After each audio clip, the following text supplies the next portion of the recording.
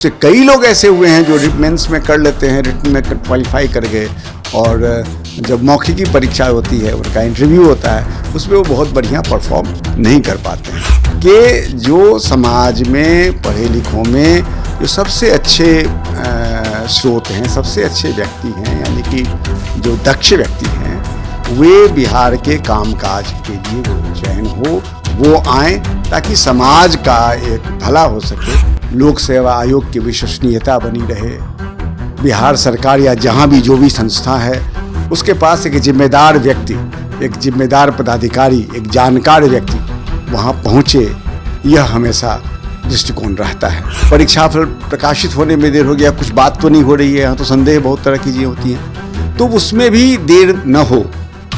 तो संख्या बहुत बढ़ गई है, तो बहुत सारी चीज़ें ऑटोमेशन पे काम किया जाता है। साहब लिखने में अच्छा करते हैं। कई बार तो ऐसा होता है कि प्रीलिम्स में जो लड़के आ जाते हैं, फिर लगता है कि मेंस में उनका जो मुख्य परीक्षा में उनकी जो एक ये रहा परफॉर्मेंस, वो उतना अच्छा नहीं होता है। शॉर्टकट मेथड पे नहीं जाना चाहिए बच्चों को। हम देखते हैं कि बच्चे जो पास कर रहे हैं, केवल नोट्स, यूजीसी के गाइड्स वो पढ़ के पोजीशन देना चाहते हैं, वो आगे चलकर उनको प्रीलिम्स में कर लेंगे, आगे चलकर दिक्कत होती है। आप लगे रहें, जो 100% देने की चेष्टा करेंगे निश्चित रूप से उनका होगा, लेकिन न हो तो हताश नहीं हो। और यदि करना चाहते हैं तो आपको थोरो करना पड़ेगा, पूरा टेक्स्ट बुक्स पढ़ें, तो जाकर के आपको सुविधा होती है। साक्षात्कार में भी इसका फायदा होता है और लिखित परीक्षा में तो होती ही है। वहाँ के कार्यकर्ता, वहाँ के पदाधिकारीगण जो हैं, परीक्षा नियंत्रक जो हैं, सभी पूरी दक्षता से काम करते हैं। बहुत सारे प्रोफेसर्स उससे जुड़े हुए हैं, बहुत सारे डॉक्टर्स उससे जुड़े हुए हैं। जिस तरह की नियुक्तियां होती हैं, बहुत सारे सिविल सर्विस के बड़े पदाधिकारी जुड़े हुए हैं उससे। तो उन लोगों ने कोशिश यही रहती है कि पूरी पारदर्शिता के साथ अच्छे लोगों का चयन हो, जो इस बिहार का विकास हो, बिहार को एक अच्छे पदाधिकारी मिले। नमस्कार, आप देख रहे हैं द बिहार टॉप। मैं हूं आपके साथ शुभम कुमार झा। दोस्तों, आज बीपीएससी अपना 75वीं स्थापना दिवस मना रहा है और आज जैसा कि अधिवेशन भवन में आज सीएम नीतीश कुमार का कार्यक्रम भी था और उन्होंने संबोधित किया और उन्होंने कहा कि जिस तरह से बीपीएससी काम कर रही है और जिस तरह से बीपीएससी ने सुधार किया है और तमाम तरह की चीज़ों को उन्होंने कहा। और आज पूरा बीपीएससी जो है, बिहार लोक सेवा आयोग, अपना 75वीं स्थापना दिवस काफ़ी हर्षोल्लास से मना रहा है। हमारे साथ डॉक्टर कलानाथ मिश्रा सर हैं। सर एन कॉलेज अनुभव नारायण महाविद्यालय के हिंदी के विभागाध्यक्ष हैं। साथ ही साथ साक्षात्कार पैनल जो होता है बीपीएससी में, उसके सर विशेषज्ञ भी रहे हैं। सर से बात करेंगे कि जो 75वीं स्थापना दिवस बीपीएससी आज मना रही है, तो इसको सर किस प्रकार देखते हैं? सर, 75वां स्थापना दिवस बिहार लोक सेवा आयोग का किस प्रकार देख रहे हैं? पहले तो मैं बहुत बहुत बधाई देता हूँ। हम सबों के लिए बधाई का है कि लोक सेवा आयोग जो बिहार का रहा है, उसने इतनी दिन की यात्रा में एक विशेष स्थान प्राप्त किया है और विवादों से मुक्त होकर, छोटे मोटे चीज़ों को छोड़ दीजिए, तो बिहार के लिए सिविल सेवा हो या वरिष्ठ पदाधिकारियों की नियुक्ति में, या फिर इधर जो व्याख्याता आ रहे हैं हर विषयों में, उनकी नियुक्ति में इसने बहुत बड़ी भूमिका का निर्वाह किया है। और धीरे धीरे मैं देख रहा हूँ विस्तार ही हो रहा है, जैसे आवेदक बहुत बढ़ गए हैं, विश्वसनीयता बढ़ी है। तो सबके लिए बहुत बहुत बधाई का विषय है ये। और भारत के संविधान के तहत इसका निर्माण हुआ था। सबसे पहले तो मैं समझता हूँ कि 65 के आसपास, उसके भी पहले आप 49 में चले आइए, और उसके पहले जब ये अवधारणा बनी थी कि इस तरह का एक आयोग जो बड़े पदाधिकारी हैं उनके चयन के लिए किया जाए, लॉर्ड मैकेले थे। फिर उड़ीसा बिहार अलग होने के बाद बिहार का अपना जो है यह लोक सेवा आयोग हुआ, और जिसकी विश्वसनीयता अपने स्तर पर है, बहुत अच्छे तरीके से काम कर रहा है। सर, साक्षात्कार सेवा आयोग के साक्षात्कार समूह में आप रहे हैं और कहीं ना कहीं जो छात्र आते हैं वह, उनको आप देखते हैं, उनको जज करते हैं, उनके वेशभूषा को देखते हैं, तो ऐसी क्या चीज़ें होती हैं और ऐसी क्या चीज़ें रहनी चाहिए जिसके आधार पर आप छात्रों का सिलेक्शन करते हैं और उस आधार पर देखते हैं कि यह छात्र जो है वह बिहार में किसी भी जिले में जाएगा तो अच्छा काम कर पाएगा? देखिए, वो तो सिविल सर्विस में होता है। मैं जो वहाँ रहा हूँ, तो व्याख्याताओं की नियुक्ति में विषय विशेषज्ञ के रूप में मुझे बुलाया गया है, मैं वहाँ रहता हूँ। लेकिन जो भी प्रक्रियाएं मैंने देखी हैं या बाकी भी परीक्षाएं जो होती हैं, सबसे बड़ी चीज़ होती है तो उनको पहले तो प्रीलिम्स देना पड़ता है, उसके बाद वो चुने जाते हैं, फिर मेंस में चुने जाते हैं, वहाँ से होने के बाद तब साक्षात्कार में उनकी बारी आती है। और जो लोग सीधे साक्षात्कार में भी आते हैं तो सबसे पहले लोग देखते हैं कि उनकी प्रतिभा कैसी है, उनका जो बात करने का ढंग है या उनकी जो चिंतन की पद्धति है वो कैसी है। तो ज्ञान गुण के आधार पर बाद में उनका चयन होता है और उसमें पूरी की पूरी पारदर्शिता बरती जाती है। कई बार बहुत बातें बाहर सुनने को मिलती हैं, लेकिन हम लोग भीतर रह के देखे हैं कि जो साक्षात्कार में इंटरव्यू पैनल में जो एक्सपर्ट्स हैं उनको भी पता नहीं रहता है उनको किस बोर्ड में बैठना है, कौन चेयरमैन होंगे, और कैंडिडेट्स के बारे में हम लोगों को जानकारी नहीं रहती है सिवाय कुछ उनके जो डेटा हैं कि ये हैं। उसके अलावा न तो उनके संस्थान का नाम, उनके पिता का नाम, उनका कुछ भी जानकारी एक्सपर्ट्स को नहीं होता है।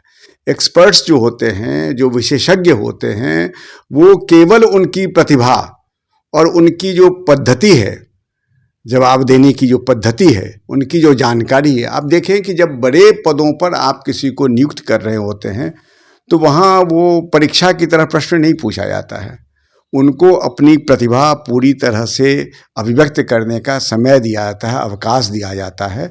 और तब कई लोग होते हैं बोर्ड में, वो सभी अलग अलग जगहों से होते हैं, बिहार के बाहर के भी लोग होते हैं, बिहार के तो एक लोग होते हैं, बाहर से आते हैं, विभिन्न स्तर के लोगों को बुलाया जाता है। तो उसके बाद वो सब अलग अलग अंक देते हैं, फिर एक साथ अंक आता है। तो इसलिए यह कह पाना जो वास्तविक प्रतिभा है, या कभी कभी ऐसा जैसे कहते हैं कि आज उसका दिन था, तो वो जो प्रदर्शन उनका होता है, जो श्रेष्ठ प्रदर्शन के आधार पर ही उनका चयन और उनको अंक दिया जाता है। फिर बहुत सारी चीज़ें हैं जिसके आधार पर होता है, एक लंबी प्रक्रिया के तहत उनको गुजरना पड़ता है ताकि पूरी पारदर्शिता बनी रहे, लोक सेवा आयोग की विश्वसनीयता बनी रहे, बिहार सरकार या जहाँ भी जो भी संस्था है उसके पास एक जिम्मेदार व्यक्ति, एक जिम्मेदार पदाधिकारी, एक जानकार व्यक्ति वहाँ पहुँचे। यह हमेशा दृष्टिकोण रहता है कि उनकी नियुक्ति की प्रक्रिया में। सर, कभी कभी देखा जाता है कि लिखित परीक्षा में किसी भी अभ्यर्थी का नंबर ज़्यादा आ जाता है और इंटरव्यू में कम आता है, और यह शिकायत हमेशा देखी जाती है। यह जो अभ्यर्थी होते हैं हमेशा कहते हैं कि लिखित परीक्षा में तो हम अधिक अंक प्राप्त कर लिए, लेकिन इंटरव्यू में जो है मेरा कम मार्क्स आ गया। तो इसको किस प्रकार देखते हैं? देखिए, दोनों दो चीज़ें हैं। कभी आप प्रश्न का जो उत्तर देते हैं लिखने में, वो उत्तर आपका पहले से तैयार किया हुआ उत्तर रहता है, वह उत्तर आपने दिया, परीक्षक कोई और होता है, उसने फिर उस उत्तर का मूल्यांकन किया और उसने आपको अंक दिया। लेकिन जब आप बोलने, कई बार मैंने भी देखा है लोगों को कि साहब लिखने में अच्छा करते, कई बार तो ऐसा होता है कि प्रीलिम्स में जो लड़के आ जाते हैं फिर लगता है कि मेंस में उनका जो मुख्य परीक्षा में उनकी जो एक ये रहा परफॉर्मेंस वो उतना अच्छा नहीं होता है। तो उसी तरीके से कुछ लोग लिखित में बहुत ही अच्छा कर पाते हैं, लेकिन संयोग है कि साक्षात्कार में, इसीलिए तो फिर कभी 5 को या 3 को चुन, उसमें से साक्षात्कार में फिर उनका। तो आप में वक्तृत्व क्षमता कैसी है, परिस्थितियों को हैंडल करने की क्षमता आपकी कैसी है, किसी परिस्थिति विशेष में आप किस तरह से अपनी प्रतिभा दिखा पाते हैं। तो साक्षात्कार के जो बोर्ड होते हैं, जो समिति बनती है, विभिन्न क्षेत्र के लोग होते हैं और विभिन्न विषयों के लोग होते हैं, और जो बाहर के जो बाह्य परीक्षक आते हैं वो भी विभिन्न जाने माने विश्वविद्यालयों से आते हैं, जाने माने जगहों के होते हैं, जाने माने नाम होते हैं। तो वहाँ हो सकता है कि सब अलग अलग जज करते हैं, तो कोई व्यक्ति उस रूप में उत्तर ना दे पाता हो, बोर्ड को संतुष्ट नहीं कर पाता हो। तो ये अंतर सामान्य सी बात है। ये कोई ऐसी, आप यूपीएससी में भी देखें इस तरह की चीज़ें होती हैं कि भाई लिखित में जितने लोग करते हैं उसमें से 1/3 न छट के आते हैं।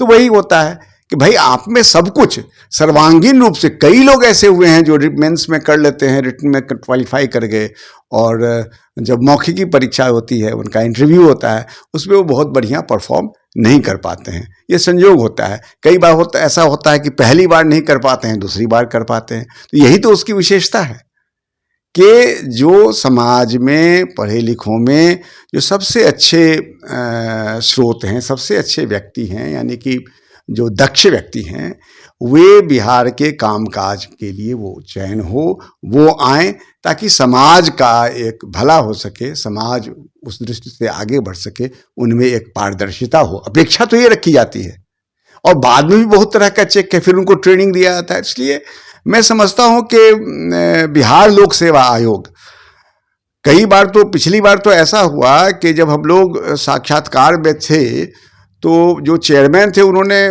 दिल्ली लोक सेवा आयोग ने जानने की, मतलब संघ लोक सेवा आयोग ने जानने की चेष्टा की कि आपने किस रूप में किया है, यह जो प्रक्रिया है वो बिहार लोक सेवा आयोग ने वहाँ कई बार अपना प्रदर्शन किया है, किस तरह से मैंने किया है। क्योंकि एक रिपोर्ट तो बन के फिर राज्यपाल को भी जाता है, राष्ट्रीय स्तर पर भी जाता है कि जो आप काम कर रहे हैं, तो उसमें बिहार लोक सेवा आयोग की साख जो है वो अच्छी बनी हुई है। थोड़ी बहुत चीज़ों को आप छोड़ दीजिए, हर जगह वैसी चीज़ें कभी कभी आपको आएगा कि लाइमलाइट में चीज़ें आ जाती हैं, लेकिन वास्तविकता जो है वह यह है कि बिहार लोक सेवा आयोग की साख बनी हुई है, राष्ट्रीय स्तर पर बिहार लोक सेवा आयोग की साख है। तो मैं बधाई दूंगा लोगों को, पदाधिकारियों को, अध्यक्ष महोदय को बधाई, जो भी अध्यक्ष हुए हैं अभी तक उनको बधाई दूंगा, सचिव हैं उनको बधाई दूंगा, वहाँ के कार्यकर्ता, वहाँ के पदाधिकारीगण जो हैं, परीक्षा नियंत्रक जो हैं, सभी पूरी दक्षता से काम करते हैं। बहुत सारे प्रोफेसर्स उससे जुड़े हुए हैं, बहुत सारे डॉक्टर्स उससे जुड़े हुए हैं, जिस तरह की नियुक्तियां होती हैं, बहुत सारे सिविल सर्विस के बड़े पदाधिकारी जुड़े हुए हैं उससे। तो उन लोगों ने कोशिश यही रहती है कि पूरी पारदर्शिता के साथ अच्छे लोगों का चयन हो, जो इससे बिहार का विकास हो, बिहार को एक अच्छे पदाधिकारी मिलें। सर, जिस प्रकार बीपीएससी का ट्रेंड बदला है और जिस प्रकार के अब प्रश्न पत्र अलग प्रकार के आ रहे हैं, उनका सिलेबस चेंज हुआ है, लिखित परीक्षा को बढ़ा दिया गया है, या फिर जो भी है ट्रेंड, जो भी प्रक्रिया है बीपीएससी की उसमें बदलाव किया गया है, तो छात्र इसके लिए कितना तैयार हो पाते हैं? देखिए, छात्र जो तैयारी करते होते हैं वो लोक सेवा आयोग में जो भी परिवर्तन होते रहता है उसके प्रति बहुत साकांक्ष रहते हैं। दूसरी बात है कि संख्या जितनी बढ़ती जा रही है, अब बहुत बार लोग कहते हैं कि भाई रिजल्ट में क्यों देर हो गई, परीक्षा फल प्रकाशित होने में देर हो गया, कुछ बात तो नहीं हो रही है, यहाँ तो संदेह बहुत तरह की चीज़ें होती हैं, तो उसमें भी देर न हो। तो संख्या बहुत बढ़ गई है, तो बहुत सारी चीज़ें ऑटोमेशन पे काम किया जाता है, बहुत सारे इसके लिए कंप्यूटर, बहुत सारे इक्विपमेंट्स भी है, कई बार चेक किया जाता है।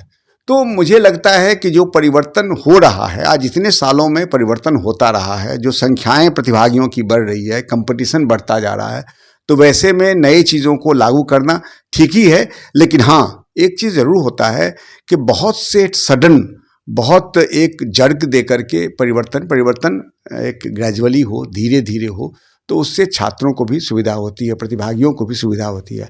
हालांकि मैं यह मानता हूँ कि प्रतिभागी, जो गंभीर प्रतिभागी हैं, जो गंभीर प्रतियोगिता में भाग ले रहे हैं गंभीरता के साथ, वो इन चीज़ों को जानते हैं, वे इन परिवर्तनों से अवगत होते हैं।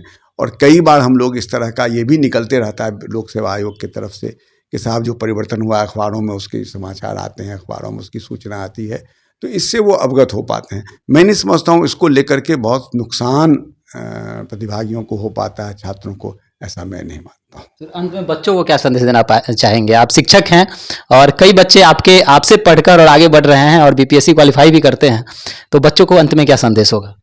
देखिए, सबसे बड़ा चीज़ यही है कि शॉर्टकट मेथड पे नहीं जाना चाहिए बच्चों को। हम देखते हैं कि बच्चे जो पास कर रहे हैं, केवल नोट्स, यूजीसी के गाइड्स वो पढ़ के कंपटीशन देना चाहते हैं, वो आगे चलकर उनको प्रीलिम्स में कर लेंगे, आगे चलकर दिक्कत होती है। मैं कहूँगा कि थोड़ो आप पढ़ें, टेक्स्ट बुक पढ़ें, अखबार पढ़ें, अद्यतन जानकारी आप रखें, तो कोई ऐसी स्थिति नहीं है, मनुष्य ही करता है। और कभी कभी तो प्रतियोगिता में ऐसा होता है कि आप सब कुछ जानते हुए भी कभी कभी आपका कोई एक चीज़ उस दिन अच्छा नहीं गया, आपका उस दिन कोई एक प्रश्न उस तरह का नहीं गया, तो गड़बड़ा जाता है। लेकिन इसका मतलब यह नहीं है कि आपकी क्षमता कम है, आप लगे रहें, जो 100% देने की चेष्टा करेंगे निश्चित रूप से उनका होगा। तब तो एक जितने भी सीट्स होते हैं तो उसकी भी एक सीमा होती है, कोई ना कोई तो छटेगा ही, जितने लोग देते हैं उसमें से। इसलिए जो छटते हैं उन्हें हतोत्साहित होने की आवश्यकता नहीं है, बहुत तरह की चीज़ें हैं, फिर प्रयास करें। किसी को इसमें हुआ, किसी को कहीं भी तो ऐसा हुआ है कि इसके में नहीं हुआ और किसी अच्छे जगह पे वो चले गए, तो ये संभव है, ये होता है। बहुत तरह की चीज़ें हैं जहाँ की आप जा सकते हैं, आप कर सकते हैं, तो पूरे मनोयोग से दें, परीक्षाओं में बैठें, सेवा भाव से बैठें, प्रांत के और राष्ट्र के कल्याण की दृष्टि से बैठें, लेकिन न हो तो हताश नहीं हो। और यदि करना चाहते हैं तो आपको थॉरो करना पड़ेगा, पूरा टेक्स्ट बुक्स पढ़ें, तो जाकर के आपको सुविधा होती है। साक्षात्कार में भी इसका फ़ायदा होता है और लिखित परीक्षा में तो होती ही है। इसीलिए कुछ प्रश्नों को, बहुत लोगों को देखा है मैंने कि 5 साल के प्रश्न पत्र को देख करके करते हैं। अब प्रश्न पत्र का ढंग बदल गया, जैसा भी आपने कहा, तो उनको परेशानी होती है, लेकिन जो थोड़ो पढ़ के जाता है वो निकाल लेता है, उसको परेशानी नहीं होती है। इसीलिए आप पूरे मनोयोग से 100% दें, पूरा ईमानदारी से अपना एफर्ट दें, अपना जो योगदान पढ़ने में जो आपकी योगदान है वो पूरा दें, तो निश्चित रूप से सफलता आपको मिलेगी। आप सबों को बहुत बहुत शुभकामनाएं। बिल्कुल साफ तौर पे सर ने कहा कि अपना 100% दें, असफलता से घबराएं नहीं, और आप तैयारी करते रहें और जरूर आप सफल होंगे जिंदगी में और अच्छा मुकाम हासिल कर सकेंगे। तो आप 75वीं स्थापना दिवस बीपीएससी के बारे में क्या सोचते हैं और आप किस प्रकार तैयारी कर रहे हैं? साथ ही साथ आपके कोई भी प्रश्न है तो आप जरूर पूछें, सर उसका जवाब भी देंगे। और यह वीडियो आपको कैसा लगा आप हमारे कमेंट बॉक्स में बताएं। देखते हैं ना द बिहार टॉप। धन्यवाद।